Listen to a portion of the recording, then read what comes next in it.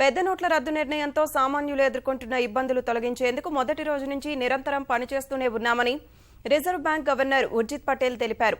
నోట్ల రద్దు తర్వాత తొలిసారి పెదవిప్పిన ఉర్జిత్ క్షేత్రస్థాయి పరిస్థితులను ఎప్పటికప్పుడు సమీక్షిస్తూనే ఉన్నామన్నారు. సాధారణ పరిస్థితులు తీసుకొచ్చేందుకు శక్తి వంచన లేకుండా కృషి చేస్తున్నామన్న ఆయన ప్రస్తుతం కొంతమేర పరిస్థితి అదుపులోకి వచ్చిందన్నారు.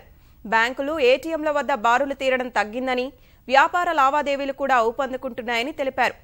డిపాజిట్ అవుతున్న పాత నోట్లకు సమంగా కొత్త నోట్ల ముద్రణ శరవేగంగా సాగుతోందని అన్నారు. ప్రజలందరూ క్రెడిట్, డెబిట్ కార్డులు సహా వ్యాలెట్లను ఉపయోగించుకుంటూ నగదు రహిత లావాదేవీల వైపు దృష్టి సారించాలని కోరారు. బ్యాంకర్లు పీఓఎస్ యంత్రాలను వ్యాపారులకు అందుబాటులోకి తేవాలని సూచించారు. ఏటీఎంలను కొత్త సాంకేతికతతో పునరుద్ధరించేందుకు రోజు సుమారు 50,000 మంది కష్టపడుతున్నారని ఉర్జిత్ చెప్పారు.